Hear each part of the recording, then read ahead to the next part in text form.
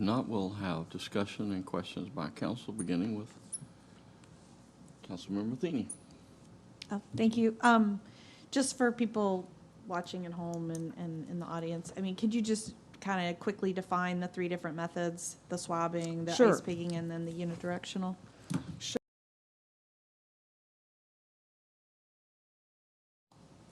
Councilmember Askew. Thanks for that update. You're speaking like an engineer that I'm kind of sorry. surrounded by up here.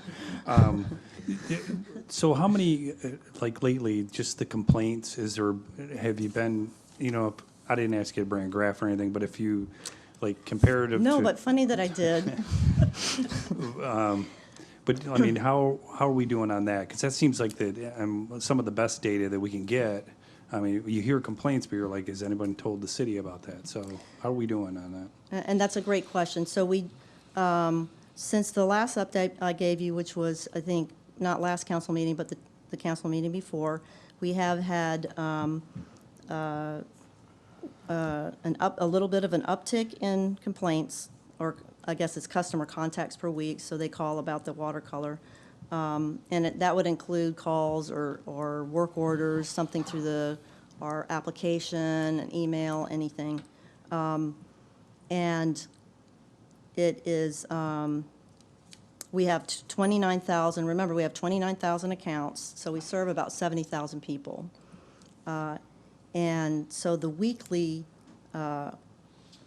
amount last week was about, looks like it was about 7, which is higher than it was a month ago, which was, none. So, and it actually went up to 9 the week before that. So we do have a few more. We had about, I brought another map, because we're doing a lot of planning. So we had a few in Pine Chase and a few in Canoe Creek. And two different Canoe Creek Lakes, and then another neighborhood there. So we are tracking it. We also have created heat maps which show if there are multiple complaints in areas. So, I mean, I want to be as transparent as possible. Whatever information that you want me to bring, I'll bring. I just kind of brought this with me because I just thought, well, just in case there were questions.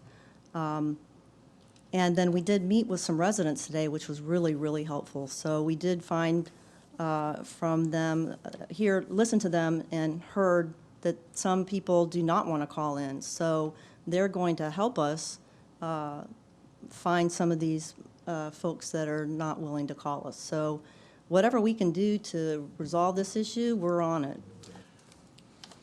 The IMEX system that we use to help process our water and provide the residents with drinking water has certainly been the culprit that has created this huge problem for us. But if we did not even have this system, do lines need to be flushed out regularly anyway? Yes. When you were in Tampa, did they flush out lines there? Did you get complaints there? Oh, yes. So especially if you have any iron pipes, you'll get watercolor complaints. And even if you don't have iron pipes, we actually get watercolor complaints in other areas, but we've determined they're not related to the resin issue.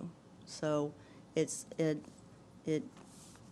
may have a metal service line, or they may have, it may be in a totally different area. It's not the same color, it could be something internal, could be lots of different things. So we've parsed out the ones that are specifically related to the resin color issue.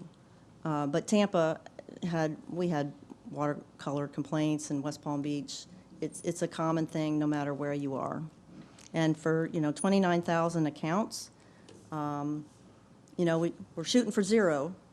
And I'm not saying that there's not, that we don't have an issue, that don't have an issue, but to not find any of those hydrants to have any of that material, that's great. And we'll bring back the results of the TVing of the transmission main, and we're actually going to do some additional flushing. We're going to branch out a little bit and see what we find there. This is all part of solving it, but please, any of the public that has any issues, please let us know. I know that we have multiple tests done on our water. Has any test come back that it says that our water, because of the resin, is carcinogenic? No, no, and the studies show right now that it just tends to pass through your body. So our water meets all state and federal drinking water standards. Well, to me, that's my biggest concern. You know, we just need to assure the community that we're providing them with safe drinking water, and that is so essential. Do we have any other questions?